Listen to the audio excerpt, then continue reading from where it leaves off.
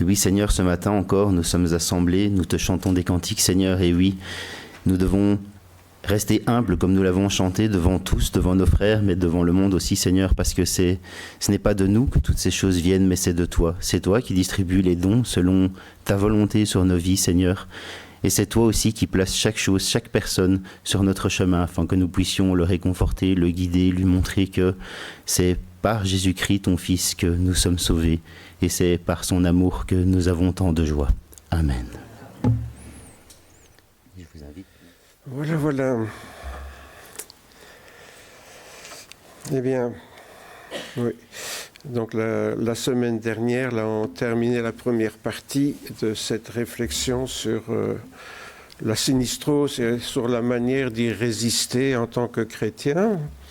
Et ce matin, on a un peu pédalé dans la choucroute pour y arriver avec les cantiques, mais j'avais voulu choisir des cantiques qui parlent de la communion fraternelle, du fait qu'on fait partie de la même famille de Dieu, qu'on est tous des enfants de Dieu, parce que je crois que cette prise de conscience est déjà sans doute l'essentiel quand on se trouve dans ce monde pour réaliser que nous sommes quand même privilégiés par rapport à la plupart de nos contemporains. Quand on réalise qu'on a ce privilège d'être un enfant de Dieu. C'est quelque chose de tellement extraordinaire que parfois on s'y habitue et on n'y attache plus forcément beaucoup d'importance alors que c'est l'essentiel. Bien, maintenant cela dit, en tant que chrétien, on sait que tout ce que nous vivons est momentané, mais ce n'est pas pour cela que ces difficultés finalement ne sont pas bien réelles quand nous les rencontrons. Et donc ce serait un peu se leurrer que d'être sur son gros nuage en disant je suis chrétien, j'ai pas de problème. Ben, si on a des problèmes, mais le Seigneur va nous aider à peut-être les relativiser par rapport aux privilèges que nous avons en tant qu'enfants de Dieu. Oui, là, comme je l'ai dit tout à l'heure, ce n'est pas le PowerPoint que normalement on devait avoir, comment dirais-je, le déroulement des différents stades du message ne sont parfois dans le désordre. Bon, ce que je veux dire, c'est que si on se conforme à la parole de Dieu, on va être automatiquement sans cesse orienté, dans les paroles de Jésus notamment, puis aussi par celles des apôtres, sur l'idée que l'essentiel n'est pas ce que nous pouvons rencontrer ici-bas, mais l'essentiel c'est que le Seigneur nous donne. Et il nous répète souvent dans ses propos, Jésus, que l'essentiel est ailleurs, notamment lorsqu'il nous recommande d'amasser des trésors dans le ciel. Pourquoi ? Parce que là, c'est des choses que nous garderons pour l'éternité, alors que tout ce qu'on peut amasser sur la terre, on ne part pas avec. Comme vous le savez, ça n'avance pas grand-chose d'être le mort le plus riche du cimetière. Donc, tout cela est éphémère. Autrement dit, ça fait partie aussi du secret du croyant pour ne pas se laisser noyer donc, dans cette sinistrose ambiante, surtout depuis le Covid. On se rend compte qu'il y a cette morosité dans le monde auquel nous vivons. Mais en réalité, donc, un tel changement ne relève-t-il pas de la méthode Coué ? Parfois, j'ai l'impression, en écoutant certains chrétiens qui pratiquent un peu la méthode Coué, ah oui, je suis un enfant, tout va bien, le Seigneur est là, ça va aller, et on se répète ça un petit peu pour aller se conditionner en quelque sorte. Alors évidemment, la foi c'est pas ça. La foi c'est pas la méthode Coué de s'auto-suggestionner que ça va aller, tout ira bien. Parce que, comme je viens de le dire, les problèmes sont quand même là, et c'est pas faire semblant qu'ils ne sont pas là qui va les régler. Alors, comment expliquer que beaucoup de personnes se disent chrétiennes, et finalement, ne sont pas très différentes de tous ceux qui ne sont pas chrétiens. Je regarde vos visages, je me dis, oui, ça doit être vrai, ça.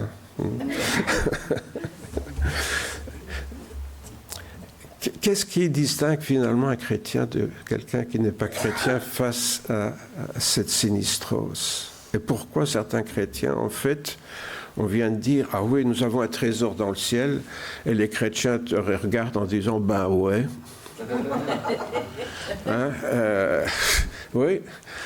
Alors on peut comprendre qu'ils ont un problème en tant que chrétiens. La raison est simple, donc, c'est que ces personnes sont croyantes, mais non pratiquantes. Elles connaissent peut-être la théorie, mais elles ne la mettent pas en pratique. C'est ça, tout bêtement, j'allais dire tout bêtement, non, malheureusement, le problème. Si on ne vit pas ce qu'on croit, ben, on est les plus malheureux des hommes, ou des femmes aussi, bien sûr.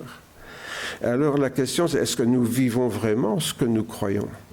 Hein, oui, on connaît bien la théorie, hein, le pasteur nous barbe tous les dimanches avec ça, donc on finit par connaître. Hein, mais en pratique, quand je sors de l'église et que je me retrouve confronté à mes petits soucis quotidiens, en quoi est-ce que tout ce que j'ai entendu, ou peut-être tout ce que j'ai lu moi-même dans la Bible, m'aide à affronter ces difficultés?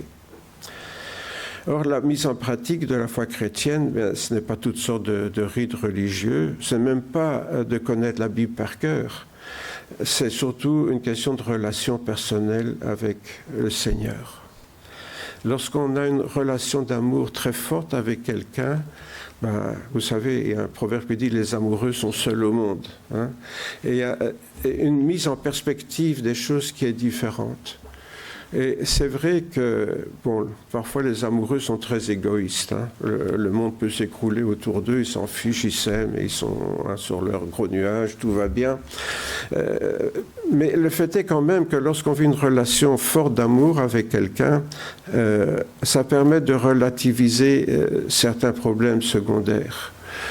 Si plutôt on songe à des jeunes qui s'aiment, qui s'installent, et ils n'ont rien dans la maison, le matelas est par terre, la cuisine, il y a 2 casseroles et 3 assiettes, enfin bon, mais ils sont heureux parce qu'ils s'aiment. Donc ça permet de relativiser le confort matériel parce qu'on s'aime.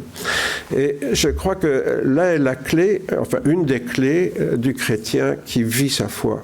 Si nous vivons notre foi vraiment avec le Seigneur Jésus, c'est vrai que les problèmes sont là, mais est-ce qu'ils sont si graves que ça, finalement? Alors, c'est vrai qu'il y a des problèmes qui sont vraiment graves, mais quand j'entends des chrétiens qui me disent, et c'est du vécu, « j'ai pas le moral, aujourd'hui il pleut », là, je me pose des questions. Je me pose franchement des questions. Est-ce que c'est parce qu'il pleut que tout d'un coup, un chrétien a sa vie qui s'effondre, son moral dans les chaussettes, ou que sais-je encore?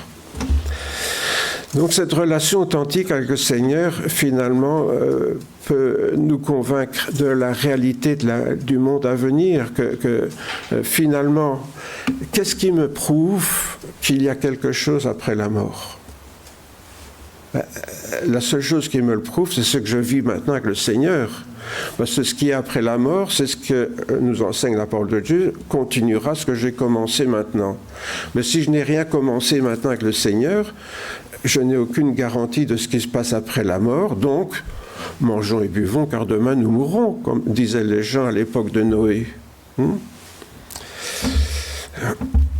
Or, cette relation avec le Christ n'est possible donc qu'à travers la réception du Saint-Esprit dans nos vies, et je dirais même la plénitude du Saint-Esprit dans nos vies. Donc c'est pour cela qu'en rencontrant les gens qui se disent croyants, l'apôtre Paul va toujours leur poser une question qui paraît assez étrange. Vous vous rappelez, lorsque un jour l'apôtre Paul se pointe à Éphèse, et ayant rencontré quelques disciples, nous rapporte donc Luc, Paul leur dit « Avez-vous reçu le Saint-Esprit quand vous avez cru ?» Alors, si je vous posais la question aujourd'hui, vous connaissez la théorie, je suis devenu chrétien, donc j'ai le Saint-Esprit.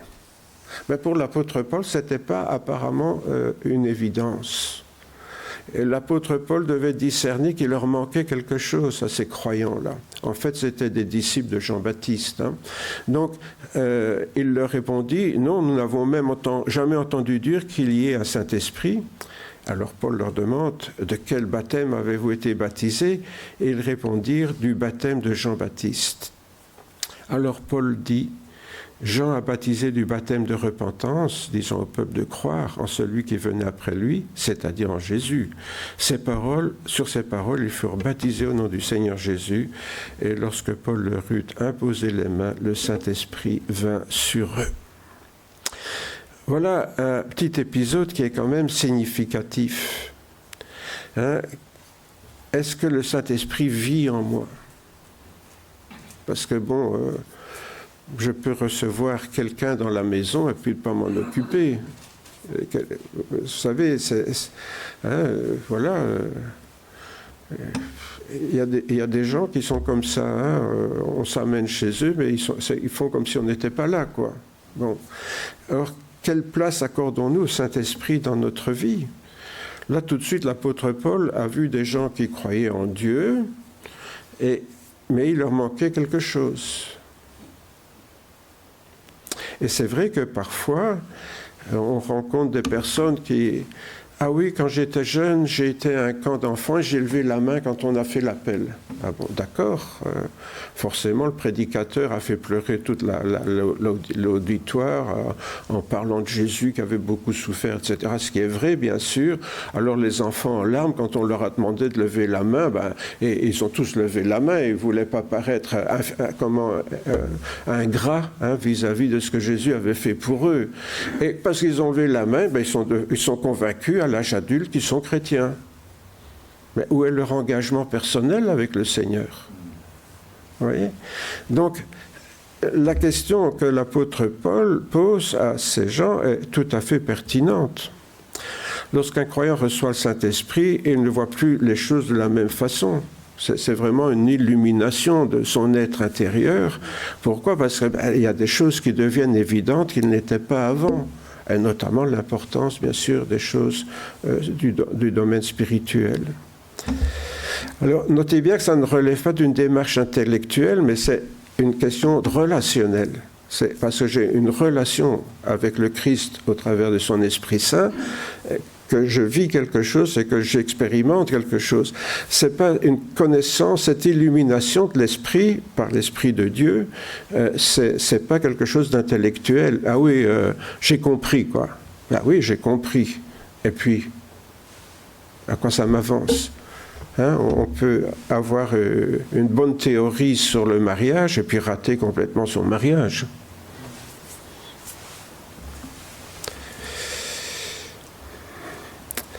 Si vous avez connu Christ selon la chair, maintenant nous ne le connaissons plus de cette manière. Si quelqu'un est en Christ, il est une nouvelle créature.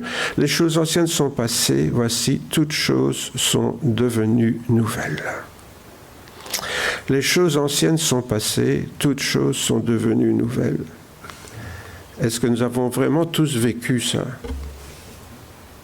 Ça veut dire tout ce qui était important avant, on le relativise, je ne vais pas dire c'est sans importance.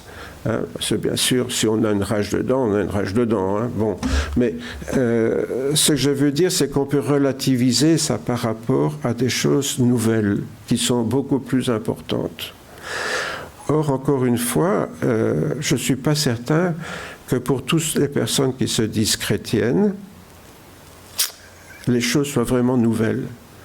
En tout cas, que ces choses nouvelles qui leur sont accessibles en Jésus, ils en jouissent vraiment et en trouvent toute leur joie, tout leur bonheur. Autrement dit, cette relation avec le Seigneur Jésus va complètement changer notre système de valeurs. On passe d'un système à l'autre. C'est pour ça qu'on parle de conversion. Et quand on parle de conversion, c'est pas parce qu'on a levé la main en entendant parler de Jésus et qui est mort pour nos péchés. Je l'ai déjà dit souvent, on peut recevoir le pardon de nos péchés, c'est pas pour ça qu'on est converti. Converti, c'est changer de vie. Je peux recevoir le pardon de mes péchés et rester comme avant. Or, là, j'en veux un petit peu à beaucoup de prédicateurs qui ont faussement annoncé l'Évangile en annonçant qu'en recevant le pardon de son péché, on est converti. Non, on a reçu le pardon de nos péchés. Et bien sûr, c'est pas rien.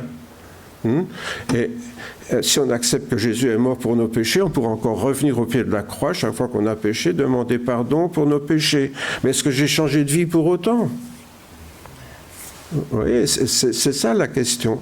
Autrement dit, si je n'ai pas changé de système de valeurs, si je n'ai pas changé de vie, j'ai fait un premier pas avec le Seigneur, mais ce n'est pas un pas déterminant en ce qui concerne ma manière de vivre.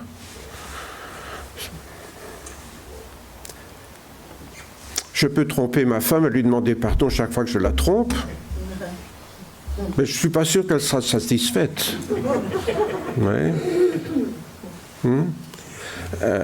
Bon, Dieu merci, le Seigneur nous a gardés de ce genre de malheur, je dirais, au niveau de notre couple, mais supposer que ça me soit arrivé un jour et qu'elle m'ait pardonné, bon, si je n'ai pas changé, que je continue à regarder, à me retourner sur toutes les filles qu'on croise dans la rue quand je suis à son bras, elle va le prendre mal, hein.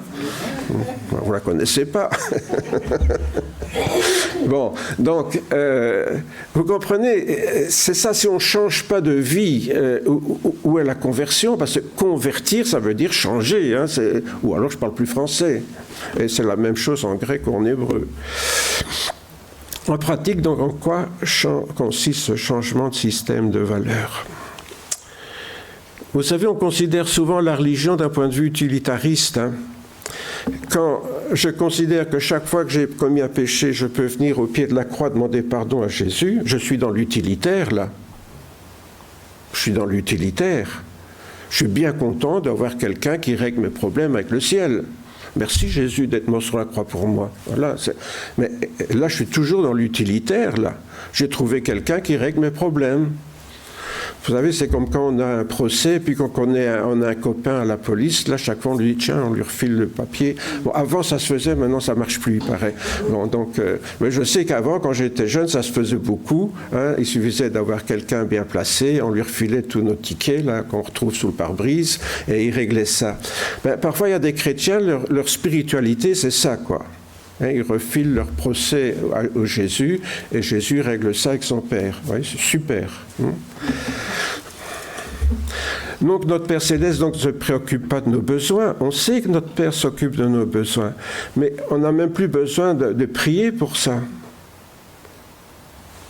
Est-ce que vous priez pour votre pain quotidien si vous avez à manger tous les jours? Vous voyez ?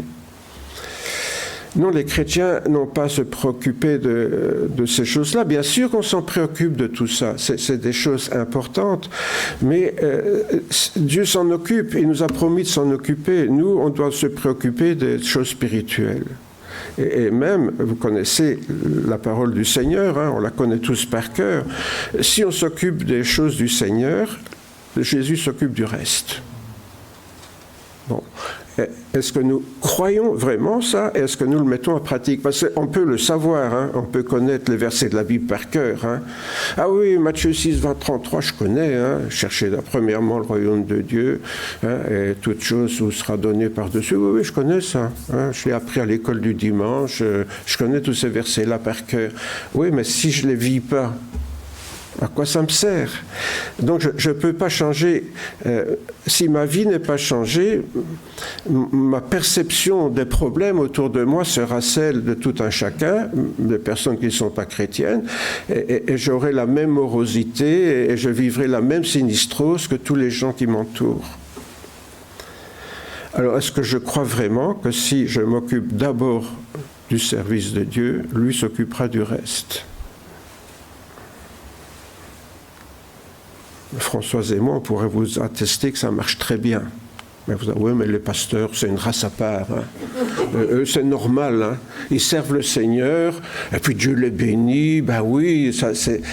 Mais moi, je ne suis pas pasteur. Est-ce que les pasteurs sont une race à part? Ou est-ce que Jésus dit ça à tout le monde? Vous voyez? Il y a plein de choses, je pense que certains chrétiens pensent que ça, oui, c'est pour les missionnaires, c'est pour les pasteurs, c'est pour les personnes qui sont engagées d'une manière particulière dans l'œuvre de Dieu, mais c'est pas pour tout le monde. Mais si, c'est pour tout le monde. Si on est des enfants de Dieu, c'est pour ça que nous l'avons chanté tout à l'heure. Donc dans l'Évangile, la compassion, les préoccupations de Jésus, tout comme celles de son Père, ne restent jamais indifférentes aux besoins du corps et de l'âme des personnes en souffrance. Et quand on lit l'Évangile, qu'est-ce qu'on voit? On voit Jésus qui vit dans un monde qui n'a pas vraiment une relation avec le Seigneur et qui sont en souffrance. Alors, que fait Jésus? Il annonce le royaume de Dieu et puis il s'occupe en même temps des malades, et des gens qui sont tristes, qui ont perdu un être cher. Jésus s'occupe de toute la personne. Pourquoi? Parce que bien sûr, c'est toutes des personnes qui ne le connaissent pas. Mais une fois qu'on connaît le Seigneur Jésus, il continue à s'occuper des besoins matériels, de nous consoler quand nous sommes tristes, etc. Ça, c'est acquis. C'est pour ça qu'il ne nous reste qu'une chose à nous préoccuper, nous, c'est le royaume de Dieu et sa justice. Pourtant, tous les enseignements du Seigneur Jésus concernent toujours la restauration de notre relation avec le Père et la qualité de cette relation. Quand Jésus enseigne, il enseigne ça. Qu'est-ce qu'il fait? Il s'occupe des souffrances des gens. Mais ce qu'il enseigne, c'est le royaume de Dieu.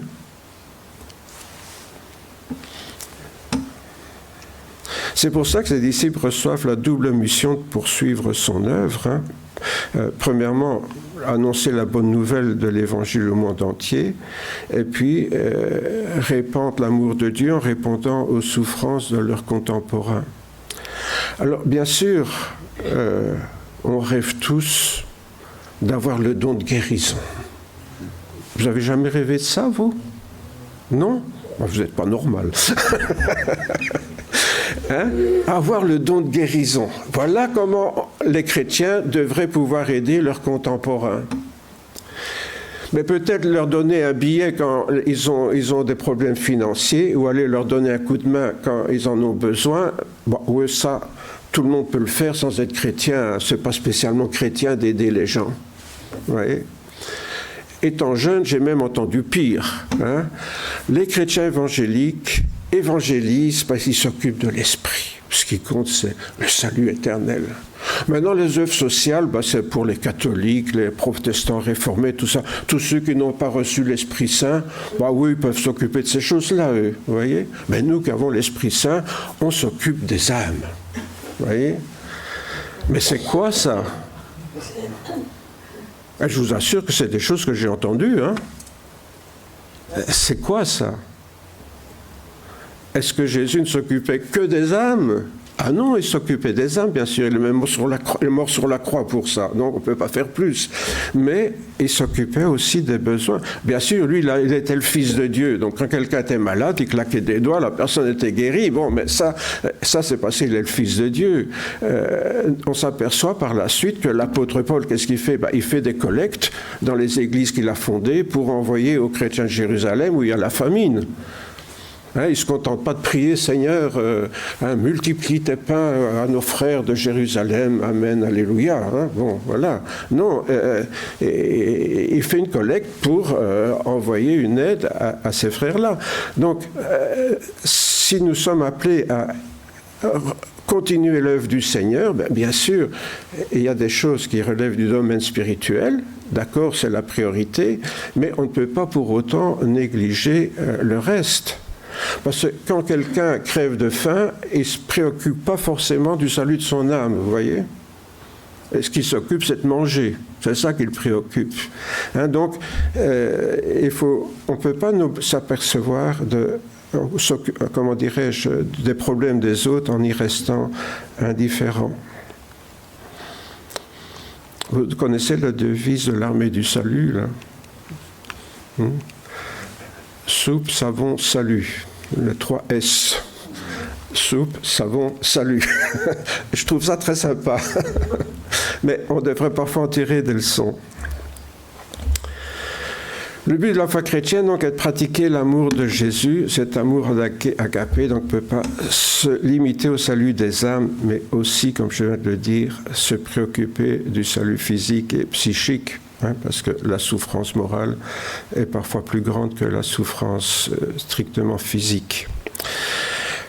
Donc, dans cette perspective, tous les disciples du Christ vivent, agissent selon la capacité attribuée à chacun des membres dans son Église Et c'est là, bien sûr, qu'on retrouve l'image du corps de Christ, où chaque membre a une vocation différente et peut servir Dieu et servir ses concitoyens, ce peuple autour de nous, de la même façon, selon les dons qu'on a reçus du Seigneur. Pour autant, il demeure évident que le bonheur des disciples dépend aussi des événements de leur vie quotidienne. Donc, comme je l'ai dit tout à l'heure, on n'est pas des purs esprits. Et c'est vrai qu'on a beau être chrétien, si on perd un enfant, si on perd un parent qui nous est cher, on pleure, on est malheureux. Et c'est normal. Quand Jésus est venu après la mort de Lazare et qu'il a rencontré Marthe et Marie, qu'est-ce que Jésus a fait? Il a pleuré avec elles, hein? Il a partagé leur souffrance. Bien sûr, il était le Fils de Dieu, il a pu ressusciter Lazare, mais la première chose qu'il a fait, c'est ça, c'est pleurer avec. Au-delà des circonstances, donc, c'est la conscience d'être à sa place dans le corps de Christ qui va nous aider à être bien dans notre peau, finalement. Hein. Vous savez, quand on est conscient, voilà, on a chanté tout à l'heure, hein, oui, nous faisons partie de la famille de Dieu, d'accord? Et qu'est-ce que tu fais dans la famille de Dieu? Ah oui, j'en fais partie, oui, c'est bien ça d'en faire partie, mais qu'est-ce que tu fais dans la famille de Dieu? C'est ça qui est important. Est-ce que je suis le Tanguy de service dans la famille de Dieu, qui vit au crochet de ses parents? Il y a peut-être beaucoup de chrétiens qui se contentent d'être des Tanguy. Hein. Ils font partie de la famille. C'est bien, profite. Hein. Voilà. Pourquoi se casser la tête? Les autres sont là. Vous voyez, c'est ça. Par contre, ce qui rend vraiment heureux, c'est d'être conscient que ce que je fais, c'est ce que le Seigneur me demande. Et je sais que si je fais ce qu'il me demande, il sera content. Et si lui est content, je suis content. Ouais, c'est ça qui va nous armer vraiment contre cette sinistrose ambiante. Cette prise de conscience donc, n'apporte certainement pas une réponse à toutes les catastrophes mondiales. Hein, mais pour les chrétiens, celles-ci peuvent prendre une autre dimension. Pourquoi je dis ça? Parce que, évidemment, ce n'est pas parce que je suis chrétien qu'il n'y aura pas de guerre, malheureusement, qu'il n'y aura pas de famine, qu'il n'y aura pas de tremblement de terre, qu'il n'y aura pas toutes ces choses dont nous avons fait l'énumération la semaine passée. Mais Jésus dit, quand vous entendrez parler de guerre, de bruit de guerre, ne vous alarmez pas, car cela doit arriver. Mais ce ne sera pas encore la fin. Une nation s'élèvera contre une autre nation, un royaume contre un royaume. Il y aura par endroits des tremblements de terre, il y aura des famines. Ce sera le commencement des douleurs. Puis il s'élèvera de faux Christ, de faux prophètes. Ils opéreront des signes et des prodiges pour égarer, si possible, les élus. Soyez sur vos gardes, je vous ai tout prédit. Quand vous verrez ces choses arriver, sachez que le Fils de l'homme est proche à la porte. Voilà ce qu'on pourrait appeler un changement de perspective. C'est-à-dire que les choses prennent un sens. Ça ne veut pas dire que les guerres s'arrêtent et qu'il n'y a plus de tremblement de terre. Mais au lieu d'être une sorte d'injustice que l'on subit, et qui évidemment va nous conduire dans la sinistrose, tout d'un coup les choses prennent sens.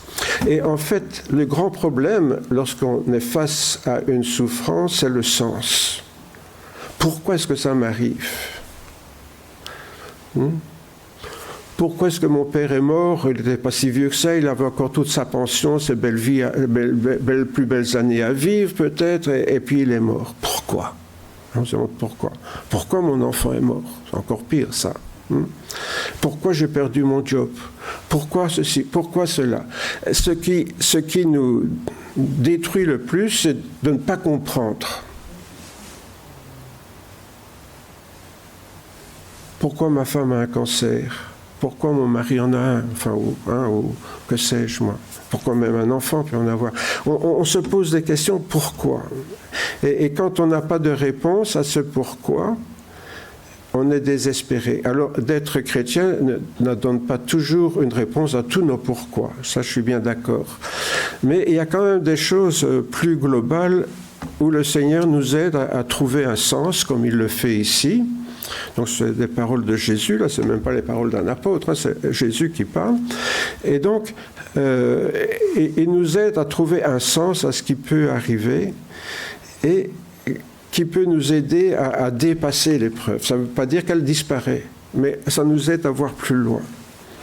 Et ça peut vraiment nous aider pour certaines choses, en tout cas. Notez bien que Jésus ne parle pas vraiment de problèmes personnels, là, mais plutôt des problèmes d'ordre global. Hein, des tremblements de terre, des tempêtes, ou que sais-je, des incendies, tout ça, c'est des catastrophes plus globales. Et là, évidemment, les chrétiens ne peuvent pas faire grand-chose. Peut-être s'engager chez les pompiers pour aller lutter contre un incendie, d'accord, ou des choses comme ça, mais je veux dire, on est très limité en tant que chrétiens. Ainsi, quand ils assument pleinement la vocation particulière qu'il a reçue de Dieu, hein, parce qu'il est un disciple du Christ, bien celui-ci va trouver un sens à sa vie et éprouver un grand sentiment de satisfaction intérieure. Pour moi, un chrétien qui n'a pas trouvé de sens à sa vie, c'est un chrétien qui sera forcément malheureux. Pourquoi? Parce qu'il est chrétien, mais il est comme la plupart des gens, il n'a rien de plus. Or, c'est de trouver un sens à notre vie qui peut vraiment nous aider et nous apporter de la joie. Parce que si je sais pourquoi je suis là, quelle était l'intention de Dieu quand je suis né à mon sujet, et quand j'ai conscience d'être à ma place, alors je suis bien dans ma peau. Je suis à ma place. Et donc, c'est quelque chose qui va me rendre beaucoup plus serein et donc beaucoup plus capable de dépasser donc cette sinistrose que nous vivons autour de nous. Bien sûr, quand on dit servir le Seigneur, Jésus il est au ciel, hein. Et puis là, il a des légions d'anges qui peuvent le servir. Donc, il n'a pas vraiment besoin de nous là-haut. Donc, quand on dit servir le Seigneur, il faut toujours traduire servir les autres. Là, c'est bon. Et comme je l'ai dit tout à l'heure, ça ne doit pas nous échapper, ça. Et donc, servir les autres, ça veut dire être attentif à leurs besoins. Hein, je ne vais pas donner ce dont ils n'ont pas besoin. Donc, c'est être attentif à leurs besoins. Et bien sûr, ces besoins, c'est lié à tous les dysfonctionnements, je ne vais pas y revenir, dont nous avons fait l'inventaire la fois passée. Ça peut être toutes ces épreuves de la vie quotidienne, les épreuves que le monde connaît ou que notre pays connaît. Enfin, il y a des tas de choses autour de nous qui relèvent de dysfonctionnements politiques au niveau de la santé ou que sais-je. Donc, on est entouré de gens qui rencontrent des problèmes. C'est là que nous allons trouver un sens à notre vie. Pourquoi? Parce que quand on s'occupe des autres, on ne pense plus à soi et à ses propres problèmes. Et ça, c'est universel, même pour ceux qui ne sont pas chrétiens. Mais si les chrétiens oublient ça, alors ils ont oublié leur raison d'être. C'est ça le problème. Mais donc, tant qu'on s'occupe des autres, des problèmes des autres, il y a tellement de problèmes graves que ça ne veut pas dire qu'on n'a plus nos problèmes, on les relativise. Ouais. Si, comme on l'a appris récemment, on apprend qu'une famille a un enfant de 5 ans qui a un cancer, tout d'un coup, mon mal de dos, oui, Roger, tu vieillis, mais enfin, ton mal de dos devient bien relatif. Je me dis, mais quand je songe à ce que ces gens vivent, qu'est-ce que c'est qu'un mal de dos? Vous voyez?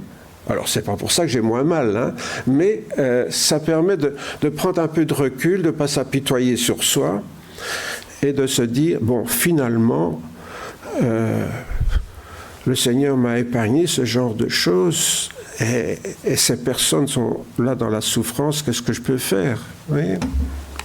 On peut toujours prier, mais parfois on peut faire plus. Donc tous ces drames qui affectent la vie du monde dans lequel nous vivons, bien, ils vont pourrir la vie de nos proches, comme de tous les humains. On n'y échappe pas. Ces dysfonctionnements, les maladies, les drames, les guerres et les tremblements de terre, que sais-je, moi, tout ça c'est pour les chrétiens comme pour les autres. Et la principale, sinon la pire de toutes ces affections, c'est bien cette tristesse générale, cette désespérance latente, qui fait que les suicides, c'est la deuxième cause de mortalité chez les jeunes, par exemple, etc. Vous voyez, c'est les burn-out chez beaucoup d'adultes, les dépressions qui conduisent au burn-out. Tout ça, bien sûr, ça nous entoure, ça nous guette éventuellement. Et comment allons-nous réagir face à nous-mêmes et face aux autres aussi ? Dès lors, la question qui se pose, c'est comment aider les autres à sortir de la sinistrose ambiante et bien sûr de tous ces effets collatéraux. Puisque mon rôle en tant que chrétien, c'est justement d'essayer d'aller vers les autres, comment les aider. Rappelons tout simplement que Jésus ne nous a pas demandé de changer le monde. Et il nous a envoyés pour être ses témoins en parole et bien sûr en œuvre. Mais encore une fois, on raconte l'histoire d'un chrétien, je ne sais pas si elle est vraie ou fausse, ou si c'est une image, je ne sais pas, qui a dit « Seigneur, je vais prier et jeûner jusqu'au moment où le monde entier connaîtra ta parole. » Cet homme, il est mort. Vous voyez ? Le Seigneur ne nous demande pas d'aller sauver le monde entier de tous ses malheurs. Vous voyez ? Le Seigneur nous demande d'être témoin. Alors témoin, c'est quoi ? C'est là où je suis. Voilà. C'est là où je suis. C'est là que je vais être un témoin de Jésus. Dans ce que je dis, dans ce que je fais. Et il faut que ce que je fasse corresponde à ce que je dis, bien sûr. Sinon, je ne serai pas très crédible. C'est tout. Là où nous vivons, c'est cela que chaque chrétien, chaque chrétienne est appelé à faire en tant que serviteur ou servante du Seigneur. Alors, à première vue, ça peut paraître un rôle important, assez modeste, quelque chose qui n'est pas très, très important. Ah, je m'attendais à ce que le Seigneur me demande quelque chose de beaucoup plus spectaculaire. Non, être son témoin, là où nous sommes. Car si notre impact sur les dysfonctionnements du monde, bien sûr, ça demande très limité, notre action sur la sinistrose est beaucoup plus possible pour les chrétiens là où il est.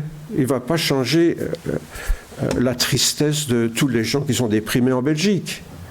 Mais il va peut-être voir une voisine ou un parent qui est un peu dépressif ou qui a perdu un être cher ou que sais-je, qui a perdu son boulot. C'est là que nous sommes appelés à intervenir, à être les témoins de Jésus avec les gens que nous côtoyons chaque jour. On a souvent parlé du rôle de témoin de Jésus, j'ai prêché là-dessus, mais je voudrais revenir très très brièvement. La première chose, souvent, c'est la sérénité face à l'adversité devant des problèmes qui n'épargnent personne. Généralement, un chrétien qui vit avec le Seigneur va être quelqu'un qui reste serein malgré les problèmes. Je ne dis pas parce qu'il n'a pas de problème, mais malgré les problèmes, il va pouvoir rester serein parce qu'il va pouvoir les relativiser. Dire oui, c'est embêtant, c'est important, mais il y a plus important que ça. Et quand on a toujours plus important que ça auprès du Seigneur, on peut garder sa sérénité. Et c'est ce témoignage individuel qui est important. Pourquoi ? Parce que lorsque notre foi est en concordance avec notre témoignage vécu, la vérité va s'imposer.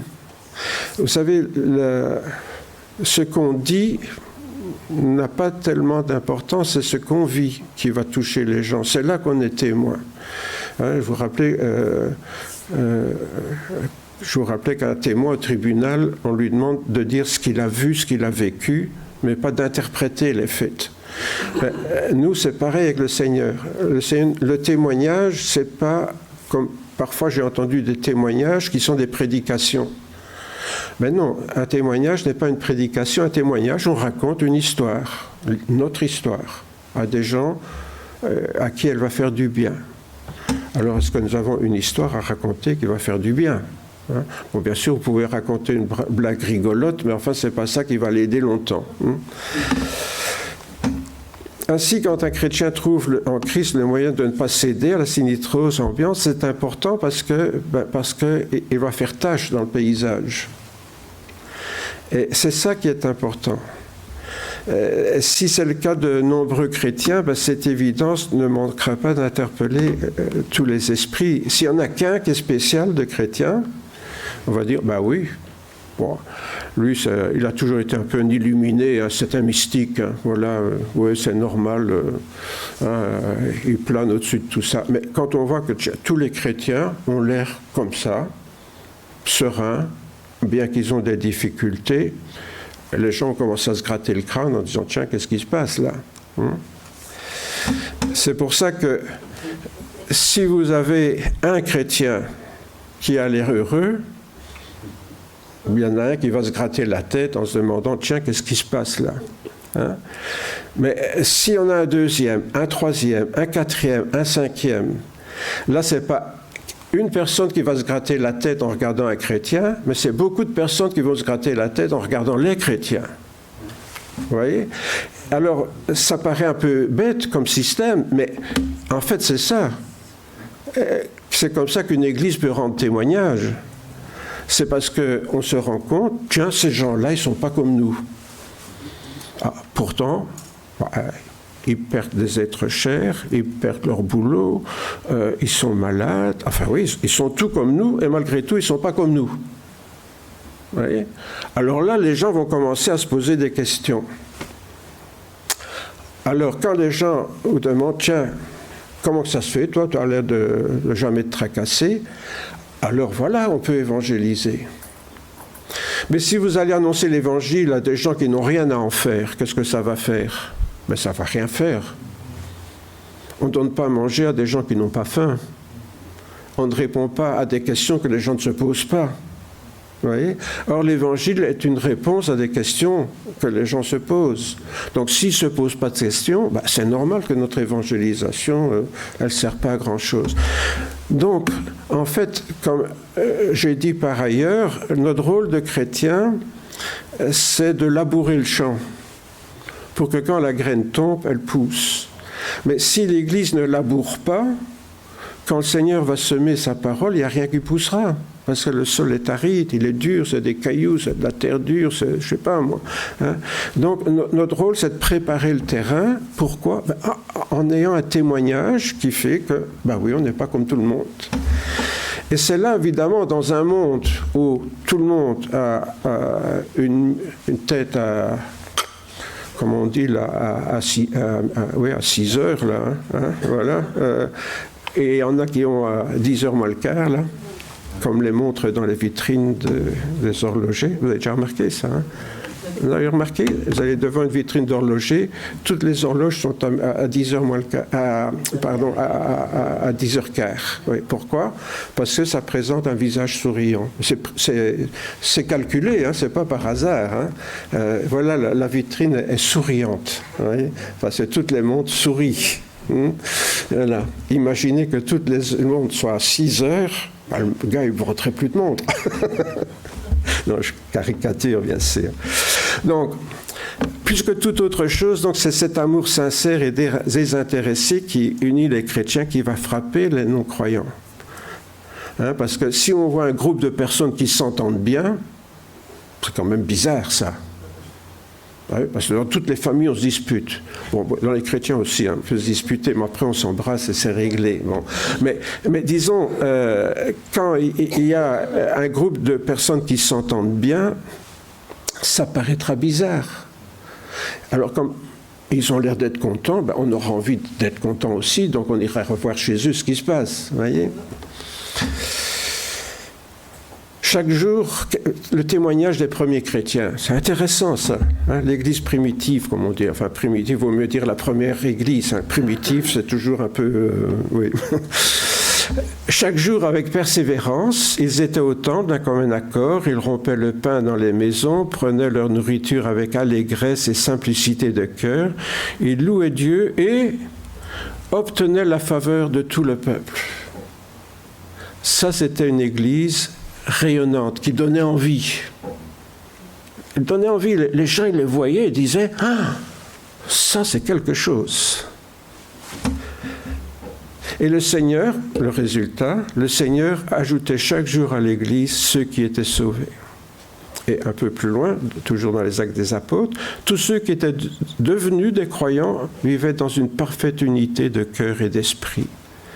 Personne ne prétendait propriétaire de ses biens, mais ils partageaient tout ce qu'ils avaient. Avec une grande puissance, les apôtres rendaient témoignage de la résurrection du Seigneur Jésus et la grâce de Dieu agissait avec force en eux tous. Par la suite, les chrétiens n'ont plus vécu en communauté comme la première Église, ils ont vécu dans la maison, mais l'apôtre Paul donnait des conseils dans le genre travailler pour gagner plus pour donner plus. Hein, c'est pas pour seulement la devise du président français, là, travailler pour gagner plus. Paul disait la même chose, mais c'était pour donner plus. Donc ça sera le système qui va être universel et qui s'adresse encore à nous aujourd'hui. Si le Seigneur nous donne du travail, c'est pas seulement pour nous, mais c'est aussi pour pouvoir aider les autres, comme nous le ferons tout à l'heure avec cette offrande pour le Kivu. Bon, ce n'est qu'une petite chose, hein, ça, mais c'est important. Voilà donc une église qui trouvait la faveur de tout le peuple. Pourquoi ? Parce que tous les gens les regardaient en se grattant la tête et en se disant « Mais qu'est-ce qu'ils ont, ces gens-là » Vous voyez ? Et est-ce que vos voisins se grattent la tête en se demandant « Mais qu'est-ce qu'ils ont là, cet homme-là ou cette femme-là » Parce que c'est ça qui leur donnera envie de devenir chrétien. Donc, de façon responsable et courageuse, donc le rôle de tout chrétien sera de lutter non seulement contre la sinistrose, hein, qui accable ses contemporains, mais aussi tout ce qui en est la cause, bien sûr, dans la mesure du possible. Alors, en ce qui concerne les causes, reconnaissons tout de suite que les possibilités des chrétiens sont généralement limitées et parfois totalement nul. Encore une fois, on ne peut pas changer tout. Bon, s'il y a un tremblement de terre, le tremblement de terre, il est là. Hein. Bon, par contre, il y a des gens qui vont être dans le besoin et qu'on pourra aider. Donc, en joignant leurs efforts à travers des actions communes, ça peut devenir efficace. Hein. C'est sûr que les petits ruisseaux font les grandes rivières. Donc, si on apprend qu'il y a une catastrophe quelque part et qu'on fait une collecte, il y aura plus que si moi j'interviens tout seul. Voilà. Hein. Donc, c'est sûr qu'en regroupant nos efforts, on peut faire plus, hein, qu'une action ponctuelle. Bien que ça n'empêche pas, l'une n'empêche pas l'autre. Hein. Cela peut sembler une goutte dans l'océan, mais ne dit-on pas que les petits ruisseaux font les grandes rivières, hein? Alors, une histoire que ma femme aime beaucoup, je vais te piquer ton histoire, chouchou. On raconte qu'un feu de brousse dévorait la forêt amazonienne. Un colibri faisait la navette entre la rivière et... Vous voyez ce que c'est un colibri? C'est un oiseau qui n'est pas plus gros qu'un insecte. Hein. Il faisait la navette entre la rivière et l'incendie et il transportait chaque fois une petite goutte d'eau dans son bec qu'il allait jeter au milieu des flammes. Alors il y a un gros haras là, qui lui fait remarquer que ce qu'il fait, ça sert strictement à rien. Et le petit colibri lui répond « Je fais ma part. Je fais ma part. » Voilà, Françoise, c'est sa devise. Je fais ma part. Faire notre part. Alors, est-ce que nous allons changer le monde ? Non, mais est-ce une raison pour ne pas faire notre part? Parce que ça aussi, j'entends chez certains chrétiens, mais qu'est-ce que ça va changer si je fais ça, moi, tout seul? Est-ce que le Seigneur te demande de le faire? Alors, fais ta part. C'est tout, fais ta part. Oui, mais qu'est-ce qu'une goutte d'eau dans l'océan? fais ta part. Oui. Je suis trop petit, je suis trop jeune, je suis trop vieux. Enfin, on est toujours trop quelque chose, vous savez, quand il s'agit de faire notre part. Hein. J'ai trop mal au dos, aïe, aïe, aïe. Hein. Voilà. Donc le Seigneur, en fait, ne nous demande rien d'autre que ça. Hein. Parfois, on se fait une montagne de quoi c'est quoi servir Dieu? C'est faire sa part, aussi modeste soit-elle, même si personne ne le voit, même si on se moque de nous. Il y a toujours un méchant perroquet pour se moquer des gens, hein, mais on ne se tracasse pas du perroquet, on fait notre part. Avec une différence notoire, cependant, c'est que cette tâche, Dieu ne nous laisse pas seuls pour l'accomplir, à la différence du petit colibri. Là, hein. Nous avons Dieu avec nous et il ne nous laisse pas seuls ni démunis. Vous recevrez une puissance, le Saint-Esprit survenant sur vous, et vous serez mes témoins jusqu'aux extrémités de la terre. Voilà, Jésus nous demande d'être ses témoins, mais il ne nous laisse pas avec nos propres forces pour être ses témoins. C'est-à-dire, il va nous donner la capacité d'être ses témoins pour répondre à la tâche qu'il nous demande. Alors, ça c'est important. Pourquoi? Parce que si je vois ce que le Seigneur me demande et que je suis seul avec mes forces, mes limites, je vais me décourager. Je vais me dire, si c'est ça être chrétien, alors moi je renonce, c'est pas possible. Tandis que si je prends conscience que le Saint-Esprit me donne la force, alors ça va. Les aînés parmi nous ont peut-être connu ce vieux pasteur, enfin il était vieux quand moi j'étais jeune, mais il disait toujours ce que Dieu ordonne, il le donne. Oui, ce que Dieu ordonne, il le donne. C'est-à-dire, Dieu ne nous demandera jamais quelque chose sans nous donner la capacité de le faire. Ça, il ne le fera jamais. Dieu ne va pas nous demander de déplacer un gros tas de sable avec une pelle de bébé, là. Hein? Non, s'il faut, il nous donnera un bulldozer, mais il nous donnera ce qu'il faut pour faire ce qu'il nous demande. Et c'est ce que dit, en quelque sorte, ce passage-là. Vous recevrez une puissance, le Saint-Esprit, quand le Saint-Esprit viendra sur vous, hein, vous serez alors mes témoins. Jusqu'où vous devrez aller, mais vous serez mes témoins. Sinon, je ne serai jamais un témoin. Donc, être ce témoin lumineux dans un monde qui est triste, par moi-même, je ne peux pas. Sauf si le Saint-Esprit est en moi et me donne cette lumière intérieure.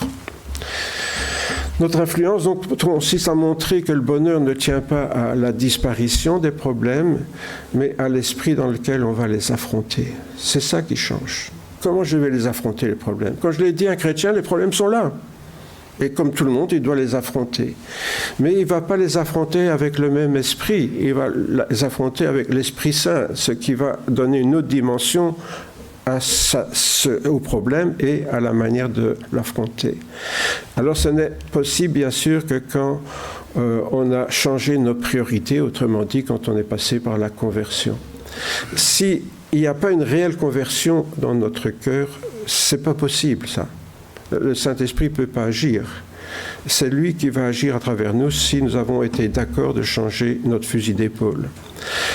Ce mot dit bien ce qu'il veut dire puisqu'il s'agit, je l'ai dit tout à l'heure, d'accorder la priorité aux valeurs spirituelles sur les valeurs matérielles, hein, chercher d'abord le royaume de Dieu, etc.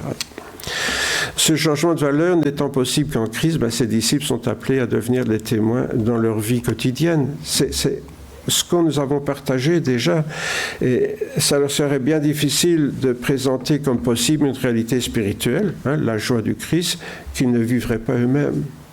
Comment pouvez-vous dire à quelqu'un, vous savez, quand on est chrétien, hein, on est toujours joyeux. Ouais, bon.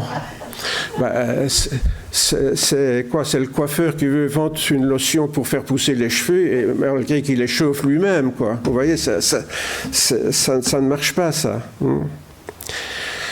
Il serait logique donc qu'ils témoignent verbalement qu'à ceux qui demandent raison de la joie qui émane de leur personne. Vous savez, quand je dis on peut répondre, apporter l'évangile qu'à ceux qui sont demandeurs de quelque chose. Et ils ne sont peut-être pas conscients que c'est de l'évangile qu'ils ont besoin, mais ils sont conscients qu'ils ont besoin de quelque chose qu'on a et que eux n'ont pas. Et c'est là alors qu'on peut vraiment partager. parce qu'il y a une demande devant nous. Le visage rayonnant de sérénité et de contentement ne peut pas que susciter des interrogations. Hein. Bien sûr, ça va susciter, mais au sein de la morosité ambiante, quelqu'un qui est joyeux, voilà. Je vous ai déjà dit qu'une de mes directrices m'appelait le juif errant, là. Parce qu'à une réunion conseil de classe, là, je ne sais plus de quoi il était question, mais tout le monde faisait une tête, je ne sais pas, un peu catastrophée. Et puis elle me regarde, elle dit « Ben oui, vous le juif errant, vous n'avez jamais de problème. Hein » Alors, je lui ai répondu, ça jetait un peu un drôle de fait. Si j'ai des problèmes comme vous, madame, mais vous savez, tout ça n'a pas beaucoup d'importance pour ma vie éternelle. Elle m'a dit, oh, vous, qu'elle m'a fait. Bon, ben voilà. Mais oui, je ne dis pas ça pour me mettre en valeur, hein, mais pour dire que quand quelqu'un réagit autrement ou en relativisant peut-être certains problèmes, eh bien les gens se posent des questions. Et cela d'autant plus que la morosité de notre société semble se nourrir d'une vague de dépression et de burn-out. Hein. Quand on regarde autour de nous le nombre de personnes qui sont absentes du travail, etc., ça pose quand même des questions. Une réaction fréquente est de se demander comment dirais-je, de demander justice aux responsables. Hein. Quand il y a un problème, il faut trouver un responsable. Hein. Voilà. S'il y a des problèmes aux États-Unis, c'est à cause des migrants. Hein.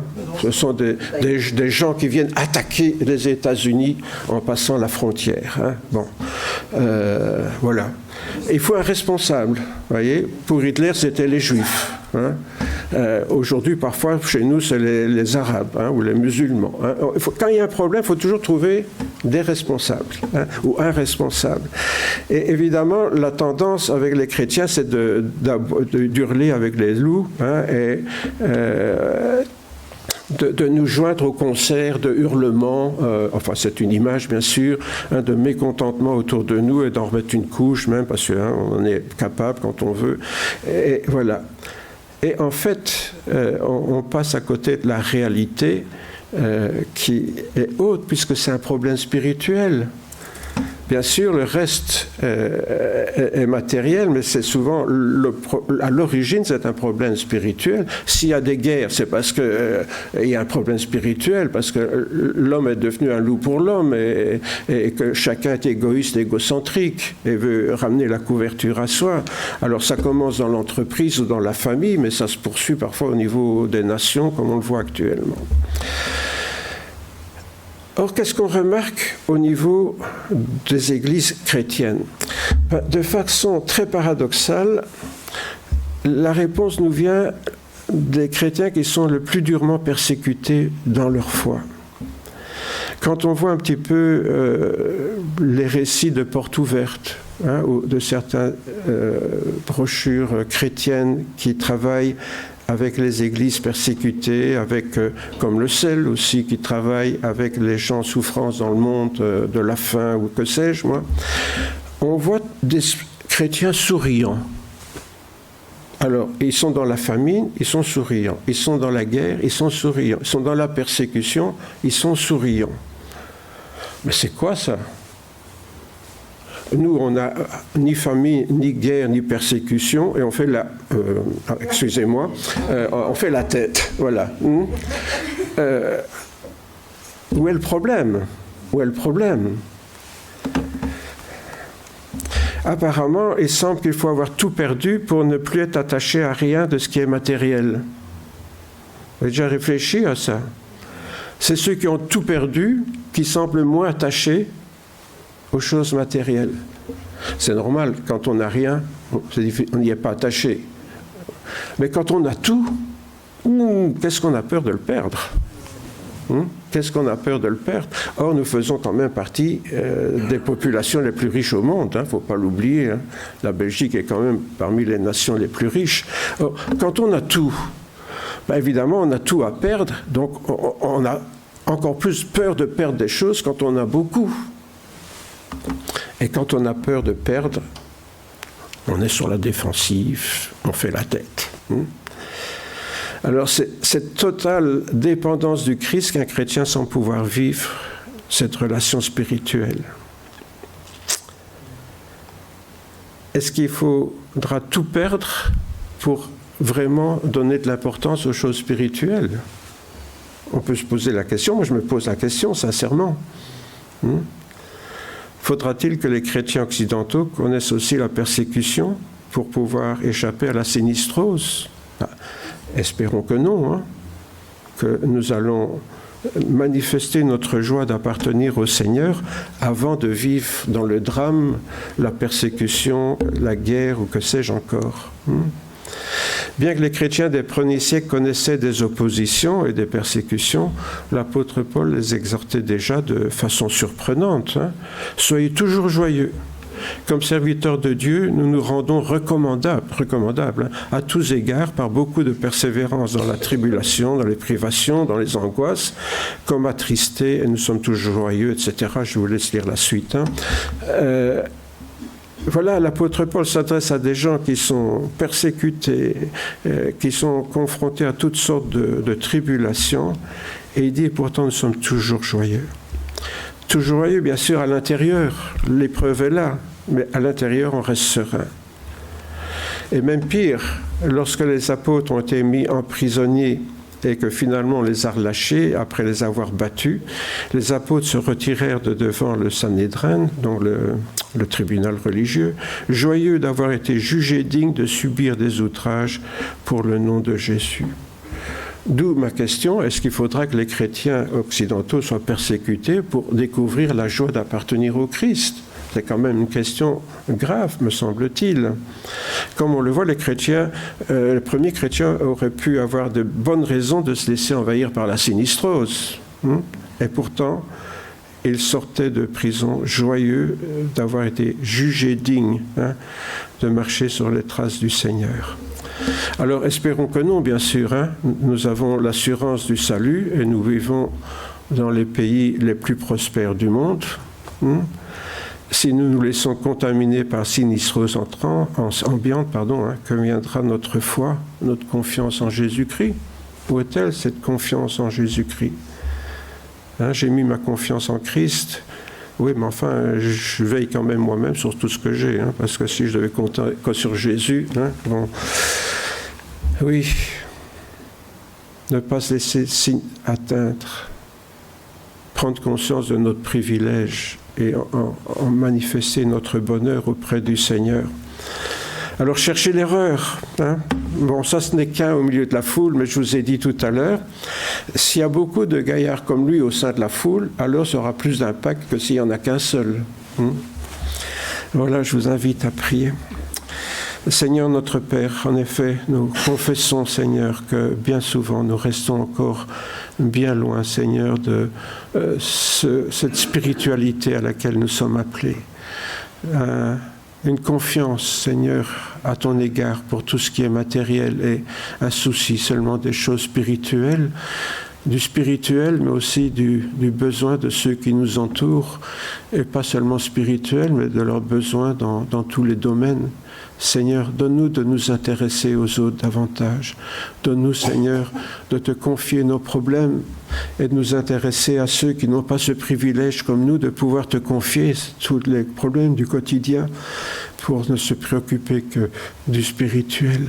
Oui, Seigneur, tu nous as enseigné toutes des choses dans le domaine spirituel afin que nous puissions dépasser, Seigneur, tous ces soucis du quotidien. Ils sont là, Seigneur, mais tu les prends en charge lorsqu'on te fait confiance et nous ne manquons de rien. Tu ne nous as pas promis la prospérité, Seigneur, mais tu nous as promis de ne manquer jamais du nécessaire. Et pour cela, Seigneur, nous pouvons témoigner que tu tiens tes promesses. Seigneur, tu es un Dieu formidable, manifesté en Jésus au travers de l'Esprit Saint. Nous te demandons, Seigneur, d'y puiser notre joie de vivre comme les apôtres l'ont fait lorsqu'ils étaient persécutés, et comme beaucoup de chrétiens persécutés dans le monde nous en donnent aujourd'hui encore l'exemple. Donne-nous, Seigneur, de connaître cette joie intérieure au travers des difficultés de l'existence, difficultés qui sont relatives dans nos pays, mais qui sont quand même bien réelles. Donne-nous, Seigneur, cette grâce de pouvoir dépasser ces choses en gardant les yeux fixés sur toi, fixés sur tes promesses, non pas, Seigneur, comme d'un rêve, mais comme d'une réalité que nous vivons déjà, maintenant, par ta grâce et avec le secours et la force que nous donne ton Esprit. En Jésus, Père, nous te prions.